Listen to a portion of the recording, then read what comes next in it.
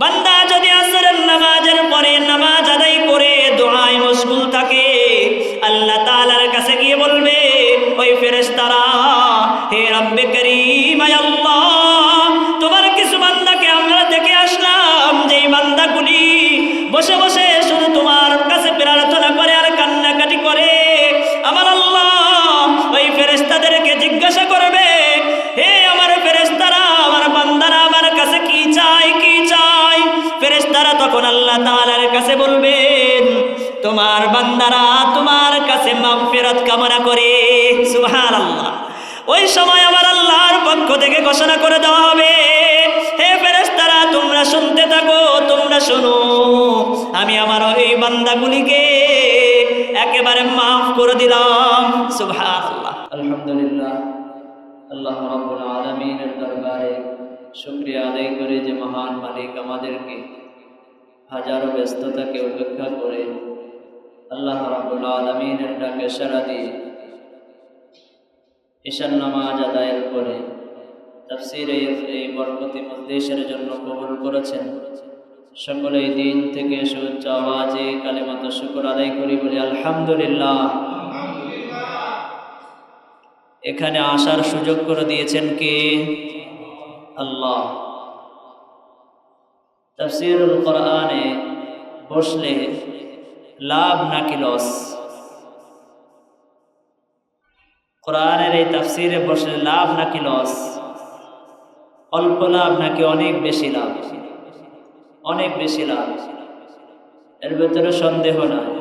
কারণ আখিরাতের যে কোনো কাজ, একেবারে ছোট্ট কাজ হোক, ওই কাজটা, ওই আমলটা আমার আপনার কিয়ামতের দিন হয়তোবা নাজাতের ওসিলা বা মাধ্যম হইতে পারে।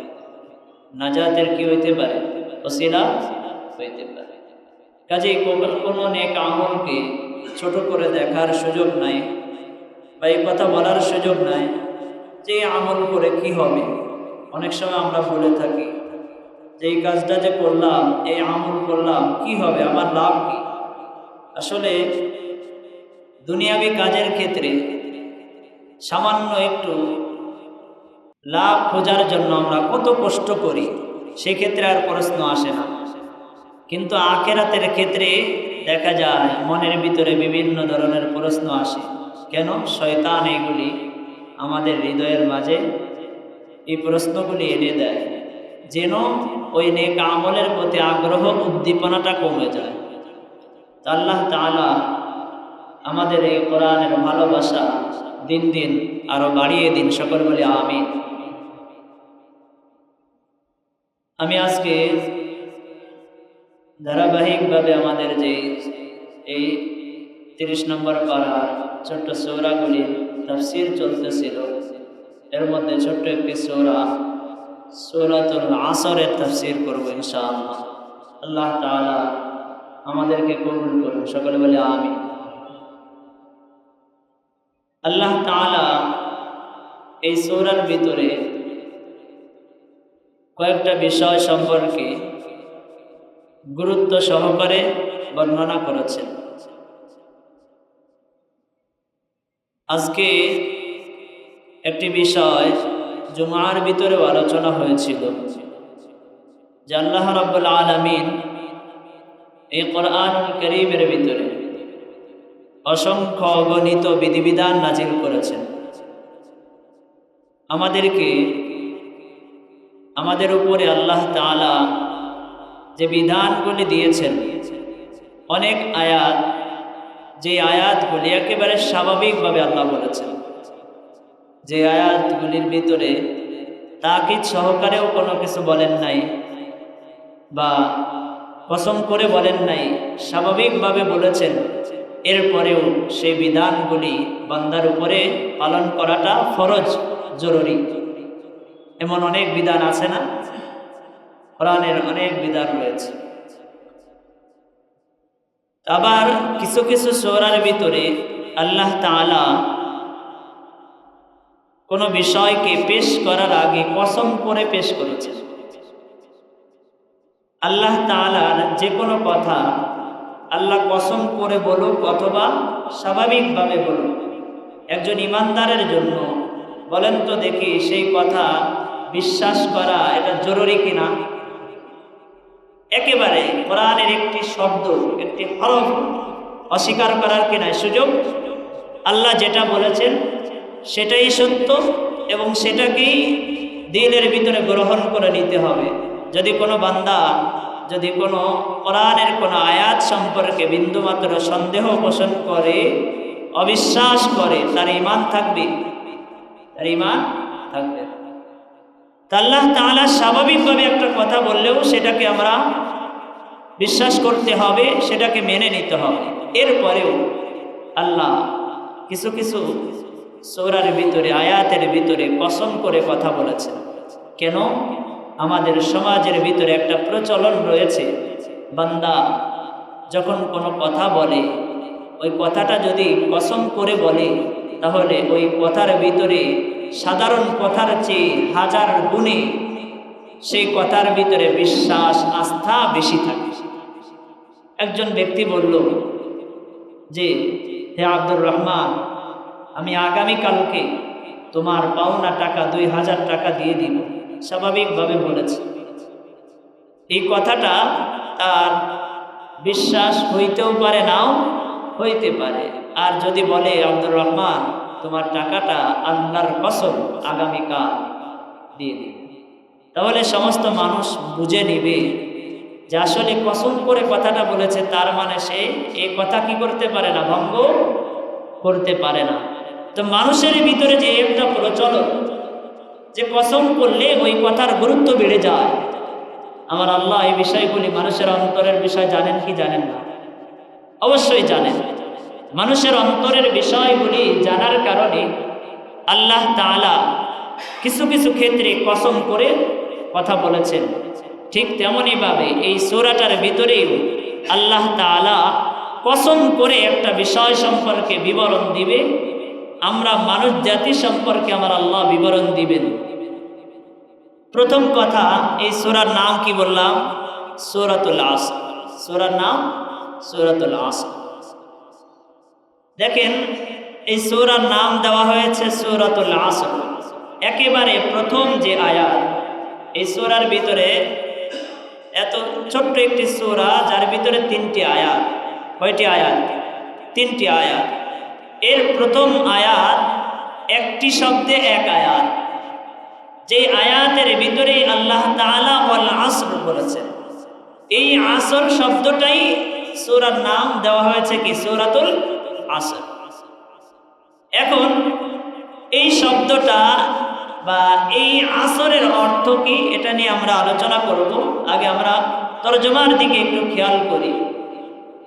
আল্লাহ তাআলা বলেন ওয়াল আসর, আসরের শপথ বা সময়ের শপথ, যুগের শপথ। ইন্নাল ইনসানা লাফি খুসর, নিশ্চয়ই মানুষ ক্ষতিগ্রস্ত। নিশ্চয় মানুষ কি? ক্ষতিগ্রস্ত। ইল্লাল্লাযীনা আমানু, তবে তারা ব্যতীত, আমানু যারা ঈমান আনয়ন করেছে, ওয়া আমিলুস সালিহাত, ঈমান আনয়নের পরে আবার তারা সৎকর্ম করে। কি করে? সৎকর্ম করে। ওয়া তাওয়াসাউ বিল হক, এবং তারা পরস্পরে সত্যের দিকে আহ্বান করে, সত্যের উপদেশ দেয়। ওয়া তাওয়াসাউ বিস সবর, এবং তাদের ভিতরে একটা গুণ আছে, তারা ধৈর্য ধারণের উপদেশ দেয়। তারা, আল্লাহ তাআলা প্রথম আয়াতের ভিতরে আসর শব্দ উল্লেখ করেছেন। আসর শব্দর বিশ্লেষণ করেছেন মুফাসসিরিন ইকরাম। আল্লাহ তাআলা যে এখানে আসর উল্লেখ করলেন, এর দ্বারা উদ্দেশ্য কি? রাইসুল মুফাসসিরিন হযরতে আব্দুল্লাহ ইবনে আব্বাস রাদিয়াল্লাহু আনহু তিনি বলেন, এখানে আসর শব্দ দ্বারা উদ্দেশ্য হলো আল ওয়াক্ত ওয়াদ দাহর, সময় এবং যুগ। এর উদ্দেশ্য কি? সময় এবং যুগ। তার মানে আল্লাহ তাআলা প্রথমে সময় এবং যুগের কসম খেয়ে কথা বলেছেন। কে? আল্লাহ। এই সূরাতুল আসর, যেই সূরার ভিতরে আল্লাহ তাআলা কসম খেয়ে কথা বললেন, এই সূরাটা কার জন্য কেন নাজিল হয়েছিল? কোন কোন মুফাসসিরিন ইকরাম বলেন এটা আবু জাহেল সম্পর্কে নাজিল হয়েছে, আবার কেউ কেউ বলেন যে আবু লাহাব সম্পর্কে নাজিল হয়েছে। মূলত আল্লাহ তাআলা এই সূরাটা নাজিল করে আল্লাহ তাআলা যে পৃথিবীতে অনেক মানুষ প্রেরণ করেছেন, এই মানুষগুলির মধ্য থেকে বেশিরভাগ মানুষ যে তাদের কৃতকর্মের কারণে তারা ক্ষতির ভিতরে পড়ে যাচ্ছে, ধ্বংসের ভিতরে পড়ে যাচ্ছে, এই বিষয়ের বিবরণ এই সূরার ভিতরে দিয়েছেন। তা আল্লাহ তাআলা প্রথমেই কসম করে কথা বলেছেন। কি বলেছেন? ওয়াল আসর, সময়ের শপথ বা যুগের শপথ। মুফাসসিরিন ইকরাম তাফসীরের কিতাবের ভিতরে লিখেছেন আমার আল্লাহ কেন সময়ের কসম করেছেন, কেন যুগের কসম করেছেন? এর কারণ কোন কোন মুফাসসিরিন ইকরাম বর্ণনা দিয়েছেন। এর কারণ হলো যে আমার আল্লাহ প্রত্যেকটা মানুষকে সময় দিয়েছেন। দেখা যায় কোন মানুষ 10 বছর সময় পেয়েছে, কোন মানুষ 20 বছর সময় পেয়েছে, কোন মানুষ 30 বছর সময় পেয়েছে, কোন মানুষ বালেগ হওয়ার পরে 60 বছর পর্যন্ত সময় পেয়েছে, কোন মানুষ 70 বছর, 80 বছর, 100 বছর পর্যন্ত সময় পেয়েছে। মুফাসসিরিন ইকরাম তাফসীরের কিতাবে উল্লেখ করেছেন আমার আল্লাহ কেন এই আয়াতের ভিতরে ওই সময় ওই যুগের কসম করে কথাটা বললেন। এর কারণ হলো যে বান্দা অনেক সময় দেখা যায় এই সময়ের বিবর্তনের কারণে, এই সময়ের পরিবর্তনের কারণে বান্দার ভিতরেও পরিবর্তন হয়। কখনো দেখা যায় একজন বান্দা ধনী ছিল 10 বছর আগে, আবার 10 বছর পরে গিয়ে আমার আল্লাহ এই সময়ের পরিবর্তনের কারণে আমার আল্লাহ ওই বান্দার সম্পদকে নষ্ট করে দিয়ে, ওই বান্দার সম্পদগুলিকে ধ্বংস করে দিয়ে ওই বান্দাকে ধনাঢ্যতা থেকে একেবারে ফকিরে পরিণত করে দিয়েছে। এমন দৃষ্টান্ত আছে কি নাই? আছে না? শত হাজারো দৃষ্টান্ত এমন আছে যে ইতিপূর্বে অনেক ধনী ছিল, অনেক ধনী ছিল, এত টাকা পয়সা ছিল যে তার টাকা পয়সা হাজারো মানুষ ভক্ষণ করেছে, শত মানুষ উপকৃত হয়েছে। কিন্তু এখন আমার আল্লাহ এই সময়ের বিবর্তনে ওই বান্দার থেকে আমার আল্লাহ তার সম্পদগুলিকে নিয়ে নিয়েছেন। কাজে আমার আল্লাহ কসম করে বললেন ওয়াল আসর, সময়ের শপথ, যুগের শপথ। বান্দা তুমি তোমার সময়টাকে কাজে লাগাইবে।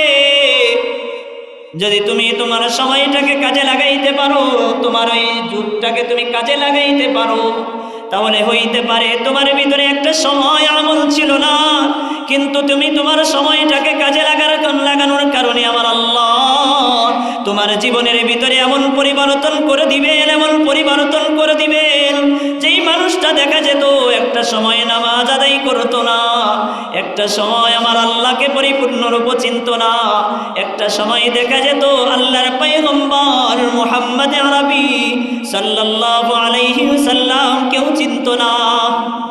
কিন্তু সে সময়টাকে যখন কাজে লাগিয়েছে, লাগানোর পরে ওই বান্দার আমলটাকে আমার আল্লাহ এতটাই সুন্দর করে দিলেন, ওই বান্দা এখন 5 ওয়াক্ত নামাজ আদায় করে। শুধু 5 ওয়াক্ত নামাজ নয়, 5 ওয়াক্ত নামাজ নয়, 5 ওয়াক্ত নামাজের সঙ্গে দেখা যায় ওই সময়ের বিবর্তনে বান্দা সময়টাকে কাজে লাগানোর কারণে এখন প্রত্যেকটা নামাজের পরে আগে পরে কোনো সুন্নাত নামাজ আর কখনো ছাড়ে না।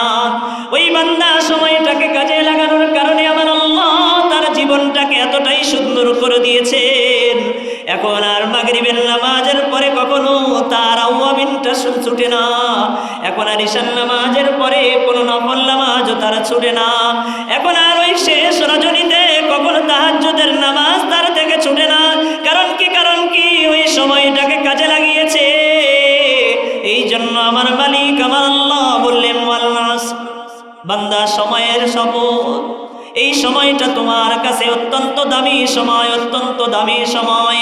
কারণ বান্দা যখন মারা যাবে, মারা যাওয়ার পরে আমার আল্লাহ ওই বান্দার জিন্দেগীর একেবারে একটা মিনিট একটা সেকেন্ড পর্যন্ত আমার আল্লাহ হিসাব নিবে। বান্দা তোমার জিন্দেগীতে আমি 60 বছর দিয়েছিলাম, এই 60 বছরের ভিতরে যত সেকেন্ড আছে, যত মিনিট আছে, যত ঘন্টা আছে, যত সপ্তাহ আছে, যত মাস আছে, যত বছর আছে, যত যুগ আছে, প্রত্যেকটা সময়ের হিসাব বান্দা তুমি আমার কাছে দিয়ে এরপরে সামনে পা ফেলবে। বলেন তো দেখি কোন বান্দাকে যদি আমার আল্লাহ আমার মালিক আল্লাহ তাআলা একটা সময়ের যদি হিসাব নাই, তাহলে ওই বান্দা বলেন তো দেখি আল্লাহর কাছে হিসাব দিয়ে পার হইতে পারবে? পারবে না। একটা সময় একটা ঘন্টার হিসাব আমি আল্লাহর কাছে দিয়ে ওই জান্নাতে যেতে পারবো না। এই জন্য আল্লাহর কাছে প্রার্থনা করায়, আল্লাহ আমাকে তুমি হিসাব ছাড়া জান্নাতটা দান করো। কি ছাড়া? হিসাব ছাড়া। আমার আল্লাহ কসম করেছেন সময়ের। কিসের কসম করেছেন? আসর। আসর দ্বারা রাইসুল মুফাসসিরিন আব্দুল্লাহ ইবনে আব্বাস বলেন, এর দ্বারা উদ্দেশ্য হলো সময়, ওয়াক্ত, বাদ, দাহর, যুগ। আবার কোন মুফাসসিরিন ইকরাম এখানে আসর দ্বারা উদ্দেশ্য নিয়েছেন।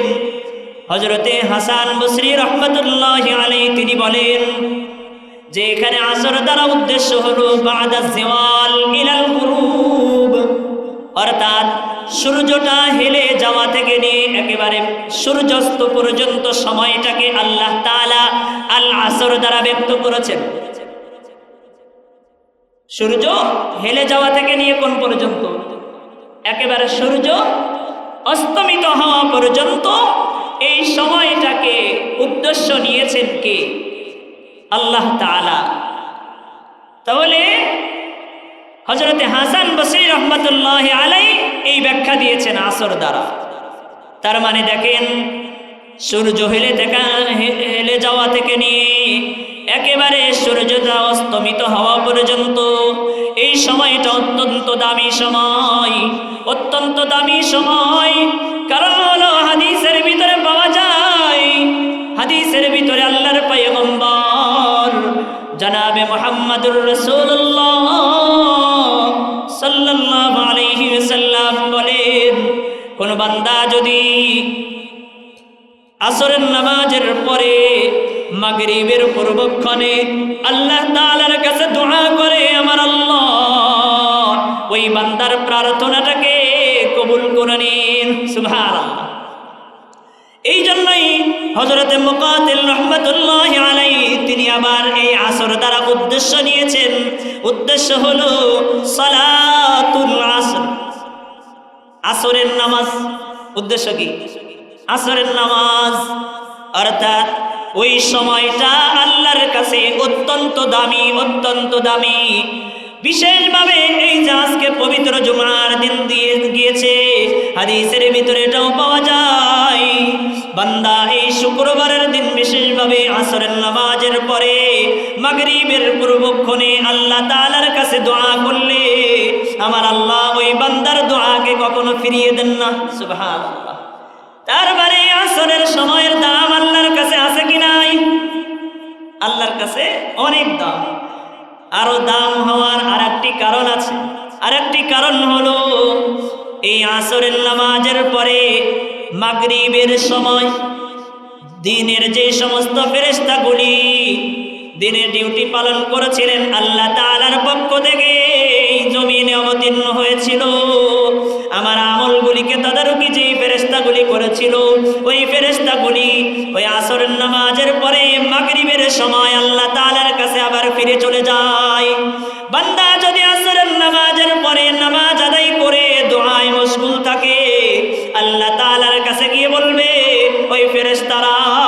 হে রব্বে করিম, আয় আল্লাহ, তোমার কিছু বান্দাকে আমরা দেখে আসলাম যেই বান্দাগুলি বসে বসে শুধু তোমার কাছে প্রার্থনা করে আর কান্নাকাটি করে। আমার আল্লাহ ওই ফেরেশতাদেরকে জিজ্ঞাসা করবে, হে আমার ফেরেশতারা, আমার বান্দারা আমার কাছে কি চায়, কি চায়? ফেরেশতারা তখন আল্লাহ তাআলার কাছে বলবেন, তোমার বান্দারা তোমার কাছে মাগফিরাত কামনা করে। সুবহানাল্লাহ। ওই সময় আমার আল্লাহর পক্ষ থেকে ঘোষণা করে দেওয়া হবে, হে ফেরেশতারা, তোমরা শুনতে থাকো, তোমরা শোনো, আমি আমার ওই বান্দাগুলিকে একেবারে মাফ করে দিলাম। সুবহানাল্লাহ। কাজেই আসরের সময়ের মূল্য আছে কি নাই? কসম করে কে বলেছেন? আল্লাহ। ওই গুরুত্বপূর্ণ দামি একটা সময়ের কসম করে আমার আল্লাহ বলেন, ইন্নাল ইনসানা লাফি খুসর, নিশ্চয়ই মানুষ ক্ষতিগ্রস্ত। কোন কোন বর্ণনার ভিতরে পাওয়া যায় এখানে উদ্দেশ্য হলো মানুষ দ্বারা উদ্দেশ্য সমস্ত মানুষ ক্ষতিগ্রস্ত। তার মানে অর্থাৎ এখানে আবার আল্লাহ তাআলা পরবর্তী আয়াতের ভিতরে এই কথা থেকে কিছু মানুষকে বের করেছেন। এখানে আয়াতের ভিতরে বলছে মানুষরা ক্ষতিগ্রস্ত, সমস্ত মানুষ ক্ষতিগ্রস্ত। নিশ্চয়ই আল্লাহ তাকিদ সহকারে বলতেছে, ইন্নাল ইনসান, নিশ্চয়ই মানুষ ক্ষতিগ্রস্ত। আল্লাহ তাআলা এই কথা বলার পরে আবার আল্লাহ তাআলা এই শ্রেণী থেকে কিছু প্রিয় বান্দাদেরকে আলাদা করেছেন। সুবহানাল্লাহ। কিছু বান্দাদেরকে কি করেছেন? আলাদা করেছেন। কারণ আমার আল্লাহ জান্নাতও তৈরি করেছেন, জাহান্নামও তৈরি করেছেন। জান্নাতেও কিছু মানুষকে প্রবেশ করাইবেন, আবার কিছু মানুষকে জাহান্নামেও কি করাইবে? প্রবেশ। কাজেই জান্নাতে যাওয়ার জন্য আল্লাহর কিছু বান্দা থাকবে, যে বান্দাগুলি আল্লাহর প্রিয় হবে। আল্লাহর কি হবে? প্রিয়। এখন প্রিয় হওয়ার জন্য আল্লাহ তাআলা এখানে 4টা কাজের কথা বলেছেন। কয়টা কাজ? যদি আল্লাহ তাআলার ঘোষণা অনুযায়ী সেই ক্ষতিগ্রস্ততা থেকে বাঁচতে হয়, কয়টা আমল করতে হবে? 4টা। 4টা গুণ যদি কোনো বান্দার ভিতরে পাওয়া যায়, তাহলে সেই বান্দা আল্লাহর ঘোষণা অনুযায়ী সেই ক্ষতিগ্রস্ত থেকে সে বেঁচে যাবে। তার ঠিকানা হবে জান্নাত। সুবহানাল্লাহ। তার ঠিকানা কি হবে? জান্নাত। 1 নম্বর, ইল্লাল্লাযীনা আমানু, তবে যারা ঈমান আনয়ন করে। কি করে? ঈমান আনে। বলেন তো দেখি, কোনো বেঈমান জান্নাতে যাবে? যার ভিতরে ঈমান নাই সে জান্নাতে যাবে কখনো? কোশ্চিন কালেও না। কোথায় যাবে না? জান্নাতে। এমনকি ঈমান আনার পরেও যদি এমন কোনো কাজ করে যেই কাজটা, যেই আমলটা তার ঈমানকে ধ্বংস করে দেয়, তাহলে এই বান্দা 50-60 বছর 100 বছর ধরেও যদি ইবাদত করে, এরপরে শেষকালে মৃত্যুর আগে তার ঈমানটা ধ্বংস হয়ে যাওয়ার কারণে তার ঠিকানার জান্নাত হবে না, জাহান্নাম। তার ঠিকানা কি হবে? জাহান্নাম হবে। কাজেই ঈমানের হেফাজত করা এটা অত্যন্ত জরুরি বিষয়, অত্যন্ত জরুরি বিষয়। আল্লাহ তাআলা বলেন, 1 নম্বর গুণ আনতে হবে।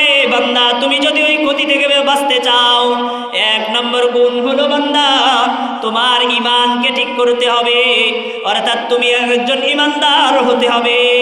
এখন মুফাসসিরিন একরাম তাফসীরের কিতাবের ভিতরে ঈমানদার দ্বারা উদ্দেশ্য বর্ণনা করেছেন। ঈমানদার দ্বারা উদ্দেশ্য হলো একজন বান্দা আল্লাহ তাআলাকে পরিপূর্ণরূপে বিশ্বাস করতে হবে।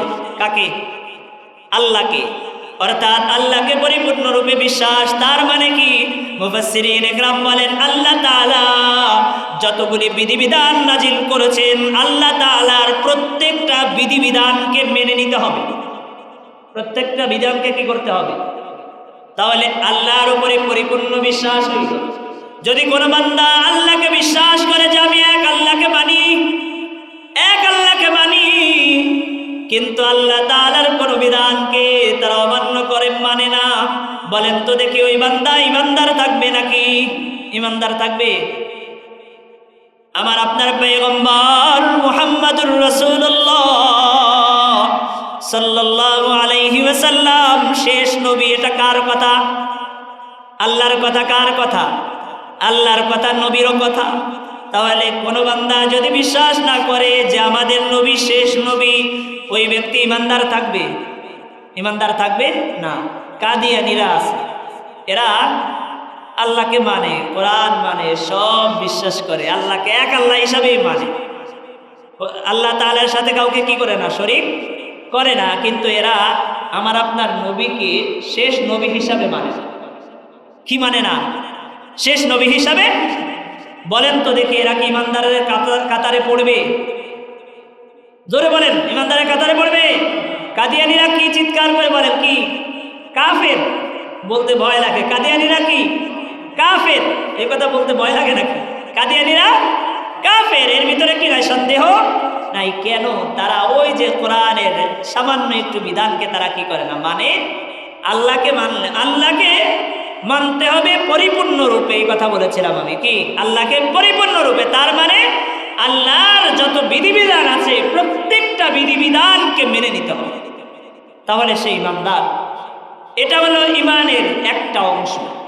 আর একটা অংশ হলো আল্লাহ তাআলা যে প্রেরণ করেছেন আমার আপনার পয়গম্বর মুহাম্মদুর রাসূলুল্লাহ সাল্লাল্লাহু আলাইহি ওয়াসাল্লামকে পরিপূর্ণরূপে শেষ নবী হিসাবে বিশ্বাস করে নেওয়া। অর্থাৎ পরিপূর্ণরূপে কেন বললাম?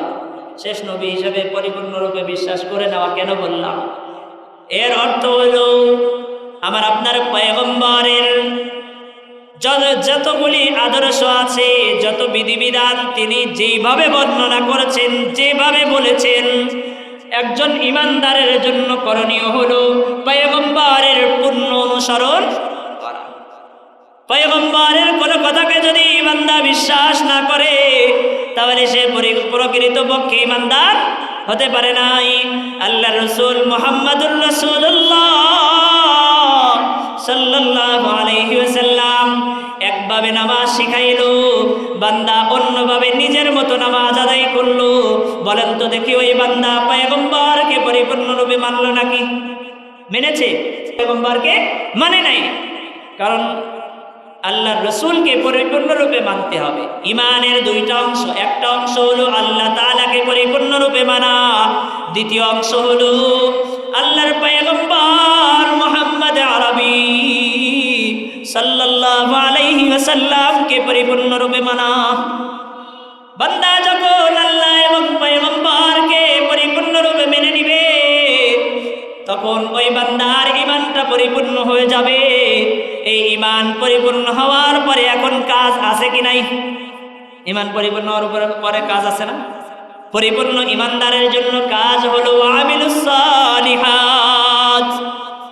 এই বান্দা যদি সেই ক্ষতি থেকে বাঁচতে হয়, শুধু ঈমান আনলেই হবে না, শুধু ঈমান আনলেই হবে না। দ্বিতীয় নম্বর কাজ হলো বান্দা আমলে সালেহ করতে হবে, ভালো কাজ করতে হবে। কি করতে হবে? ভালো কাজ। আমলে সালেহ যদি বান্দা না করে, তাহলে বলেন তো দেখি, ওই বান্দা শুধু ঈমান নিয়ে জান্নাতে যেতে পারবে?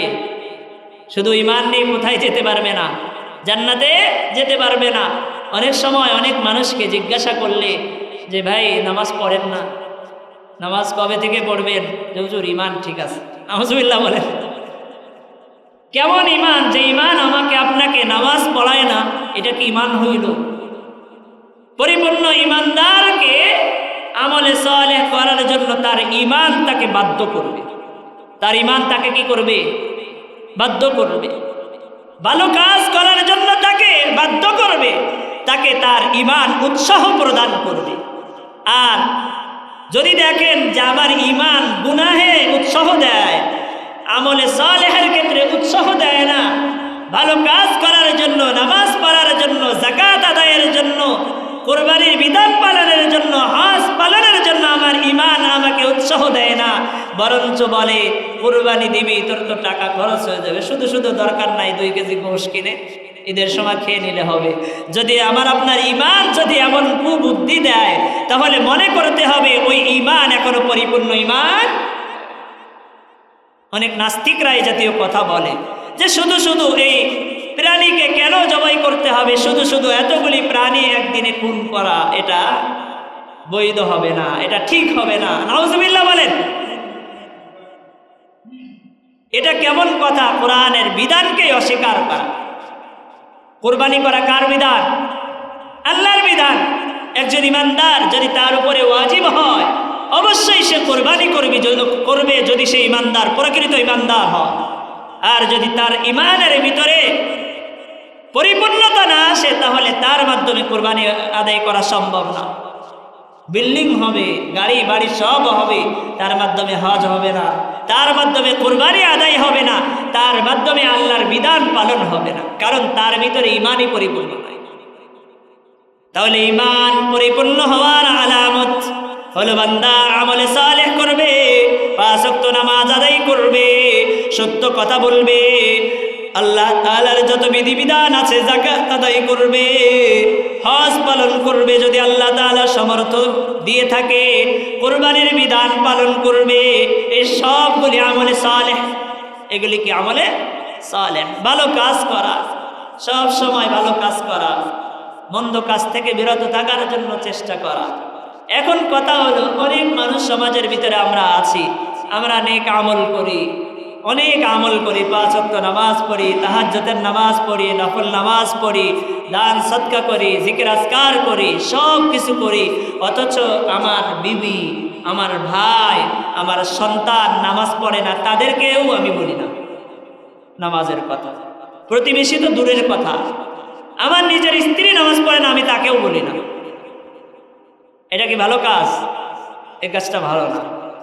আল্লাহ তাআলা আমলে সালেহের পরে আর একটা কথা বলেছেন, ওয়াতাওয়াসাউ বিল হক, সত্য এবং হক, এই ব্যাপারে সে নির্দেশ দেয়, মানুষকে হকের কথা বলে, সৎ পথের দিকে আহ্বান করে, পরস্পরে একে অপরকে সত্য হক পথের দিকে কি করে? আহ্বান করে।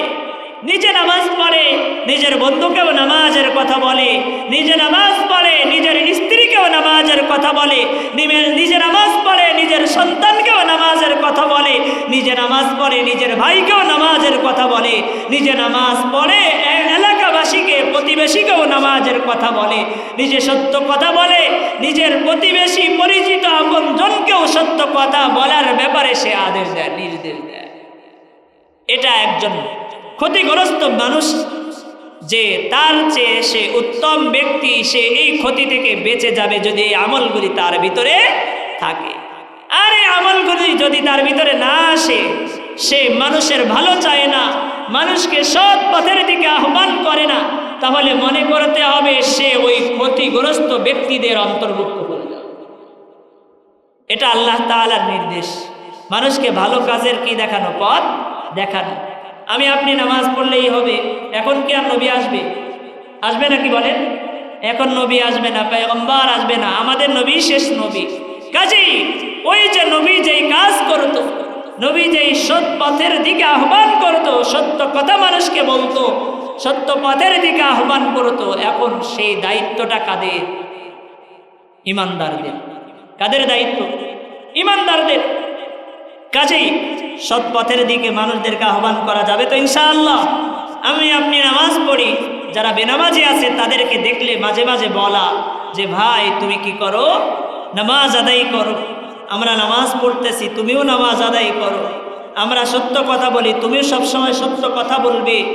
আমরা ঈমান এনেছি আল্লাহর প্রতি, পয়গম্বরের প্রতি বিশ্বাস স্থাপন করেছি, পরিপূর্ণরূপে বিশ্বাস তুমিও তাদের উপরে করবে, আল্লাহ তাআলার উপরে বিশ্বাস পরিপূর্ণরূপে করবে, আল্লাহর পয়গম্বরের উপরে পরিপূর্ণরূপে বিশ্বাস করবে। এইভাবে মানুষকে দাওয়াত দেওয়া যাবে তো ইনশাআল্লাহ সত্য পথের দিকে। আল্লাহ তাআলা আমাদেরকে কবুল করুন। এরপরে 4 নম্বর গুণ হলো ওয়াতাওয়াসাউ বিস সবর। এদের ভিতরে আর একটা গুণ হলো, দেখেন আমরা অনেক সময় অনেক আমল করি, আমল করতে করতে আমাদের বয়স পার হয়ে যায়, দীর্ঘদিন আমল করতেছি, আমলি মানুষ, নামাজি মানুষ, যখন আল্লাহ তাআলার পক্ষ থেকে কোনো একটি বিপদ চলে আসে, বান্দার জবান থেকে এমন কিছু কথা উচ্চারিত হয় যেই কথাগুলির কারণে আমার আল্লাহ ওই বান্দার উপরে অসন্তুষ্ট হয়ে যায়। নাউজুবিল্লাহ। হয়তো দেখা যায় আমার আল্লাহ একটি পুত্র সন্তান দান করেছিলেন, আবার মৃত্যু দিয়েছেন, আল্লাহ নিয়ে গিয়েছেন। এখন বলে আল্লাহ তাআলা আর দুনিয়াতে কাউকে দেখে না। নাউজুবিল্লাহ বলেন। দুনিয়াতে আর কাউকে দেখে না, যত বিপদ আপদ আমার উপরেই দেয়। নাউজুবিল্লাহ। এই কথা বলা যাবে? এই কথা বলা যাবে? এই জাতীয় কথা। অথবা অসুস্থতা দিয়েছেন কে? অসুস্থতার পরে যখন অসুস্থ হয়েছে, হওয়ার পরে বান্দার জবান থেকে কথা চলে আসে, আল্লাহ তুমি আমাকে আমার উপরে শুধু গজব দাও কেন, তুমি কি আর মানুষ দেখো না? নাউজুবিল্লাহ। এই জাতীয় কথা বলা যাবে না। সুস্থতা এবং অসুস্থতার মালিককে চিৎকার করে বলেন কে? আল্লাহ। সুস্থতা এবং অসুস্থতার মালিক আমার আল্লাহ। তাহলে সুস্থতাও আল্লাহ দিয়ে থাকেন এবং অসুস্থতাও আমার আল্লাহ দান করেন। এই ক্ষেত্রে করণীয় বান্দার জন্য কি? শুধু আমল করলে হবে না, করণীয় হলো ধৈর্য ধারণ করা। কি করা? তাহলে একজন ইমানদারের জন্য এই চতুর্থ নম্বর কাজ হলো ধৈর্য ধারণ করবে। কি করবে? ধৈর্য ধারণ করবে। তাহলে যদি বান্দা ধৈর্য ধারণ করে, বান্দার পুরস্কার আছে কি নাই? আছে না? বান্দার কি আছে? পুরস্কার আছে। নিজেও ধৈর্য ধারণ করবে, পরিবারকে ধৈর্য ধারণের জন্য বলবে, এলাকাবাসীকে যখন বিপদের ভিতরে পড়বে তাকে বলতে হবে, বান্দা তুমি ধৈর্য ধারণ করো, ভাই তুমি ধৈর্য ধারণ করো। ধৈর্য ধরলে আল্লাহর পক্ষ থেকে কি আছে? পুরস্কার আছে। আল্লাহ তাআলা কুরআনুল কারীমের সূরাতুল বাকারার ভিতরে বান্দা কিভাবে আল্লাহর কাছে সাহায্য চাইবে, সাহায্য চাওয়ার একটা পদ্ধতি বর্ণনা করেছেন। সেটা হলো ইয়া আইয়ুহাল্লাযীনা আমানুস্তাঈনু বিস-সাবরি ওয়াস-সালাহ। হে বান্দা, তুমি যে আল্লাহর কাছে সাহায্য চাইবে, সাহায্য চাওয়ার তোমাকে আমি দুইটা পদ্ধতি শিক্ষা দেই। একটা পদ্ধতি হলো বিস-সাবর, ধৈর্য ধারণ করে আল্লাহর কাছে সাহায্য চাইবে। একটা পদ্ধতি হলো কি? ধৈর্য ধারণ। কাজেই আল্লাহ তাআলা এই আয়াতের ভিতরে বলেছেন তোমরা একে অপরকে ধৈর্য ধারণের আদেশ করবে, নিজেরাও ধৈর্য ধারণ করবে এবং একে অপরকে ধৈর্য ধারণের আদেশ করবে। আমার আল্লাহ অন্য আয়াতে বলেছেন বান্দা তুমি এই ধৈর্যের মাধ্যমেই আমি আল্লাহর কাছে সাহায্য চাইবে। সুবহানাল্লাহ। আল্লাহর কাছে সাহায্য চাইতে গেলে ধৈর্য লাগে। কি লাগে বলেন? ধৈর্য লাগে। বান্দা যখন ধৈর্য সহকারে আল্লাহর কাছে চায়, অর্থাৎ বিপদে যখন বান্দা ধৈর্য ধারণ করে, বান্দার উপরে খুশি হন কে? আল্লাহ। ইয়া আইয়ুহাল্লাযীনা আমানুস্তাঈনু বিস-সাবরি ওয়াস-সালাহ। ধৈর্য এবং নামাজের মাধ্যমে আল্লাহর কাছে সাহায্য চাইবে। আল্লাহ তাআলা অন্য আয়াতের ভিতরে বলেন ওয়াবাশশিরিস সাবিরিন। ওই সমস্ত বান্দাদেরকে হে পয়গম্বর তুমি সুসংবাদ শোনাও যেই বান্দাগুলি বিপদের মুহূর্তে ধৈর্য ধারণ করে। সুবহানাল্লাহ। বিপদের মুহূর্তে কি করে? ধৈর্য ধারণ করে। কাজেই বান্দা যদি বিপদের মুহূর্তে ধৈর্য ধারণ করে, তাহলে আল্লাহ তাআলার ঘোষণা অনুযায়ী ওই বান্দার জন্য পুরস্কার হিসাবে আল্লাহ তাআলার পক্ষ থেকে অনন্ত অসীম নিয়ামত জান্নাত থাকবে। সুবহানাল্লাহ। কি থাকবে? জান্নাত। তো আল্লাহ তাআলা এই সূরার ভিতরে আমাকে আপনাকে কয়েকটা বিষয় সতর্ক করেছেন। সময়ের কসম করার পরে আমার আল্লাহ বললেন সমস্ত মানুষ ক্ষতিগ্রস্ত। বাকি যদি 4টা গুণ থাকে, কয়টা গুণের কথা বললাম? 4টা গুণ। 1 নম্বর গুণ হলো পরিপূর্ণ ঈমান। 2 নম্বর গুণ হলো বান্দা নেক আমল করবে, অর্থাৎ বান্দা ঈমানের পাশাপাশি কোনো নেক আমল কখনো ছাড়বে না। 3 নম্বর কথা হলো শুধু নিজে আমল করলেই হবে না, মানুষকে সত্য পথের দিকে আহ্বান করতে হবে। 3 নম্বর গুণ, সত্যের দিকে কি করতে হবে? মানুষকে একে অপরকে নির্দেশ দিতে হবে সৎ পথের দিকে, সত্য পথের দিকে। করা যাবে তো ইনশাআল্লাহ। 4 নম্বর গুণ হলো বান্দা যখন ধৈর্যের গুণ অর্জন করবে, আমার আল্লাহর ঘোষণা অনুযায়ী এই বান্দাগুলিকে আমার আল্লাহর পুরস্কার জান্নাত দান করবে। সুবহানাল্লাহ। কি দান করবেন? জান্নাত। তো আল্লাহর পক্ষ থেকে পুরস্কার নেওয়া যাবে তো ইনশাআল্লাহ। যদি এই গুণগুলি পরিপূর্ণরূপে অর্জন করতে পারি ইনশাআল্লাহ, সময়টাকে কাজে লাগিয়ে একটা মিনিটও যেন আমাদের আমলের বাহিরে না যায়। আমি দোকানে বসে আছি, আমার জবানে চালু থাকবে লা ইলাহা ইল্লাল্লাহ, লা ইলাহা ইল্লাল্লাহ। আমি হাঁটতেছি, আমার জবানে চালু থাকবে লা ইলাহা ইল্লাল্লাহ, আমার জবানে চালু থাকবে আস্তাগফিরুল্লাহ, আমার জবানে চালু থাকবে আলহামদুলিল্লাহ আলহামদুলিল্লাহ। কারণ আমার আল্লাহ আমাকে আপনাকে অসংখ্য নিয়ামত দান করেছেন। সব সময় আল্লাহ শুকর আদায় করা। কার শুকর আদায় করা? আল্লাহ তাআলা আমাদের সকলকে প্রত্যেকটা সময়কে কাজে লাগিয়ে নিজেদের জীবনটাকে আল্লাহ তাআলার এই কোরআনের রঙে রঙিন করার তৌফিক দান করুন। আমিন। ওয়া আখিরু দাওয়ানা আলহামদুলিল্লাহি রাব্বিল আলামিন। আসসালামু আলাইকুম ওয়া রাহমাতুল্লাহি ওয়া বারাকাতুহু।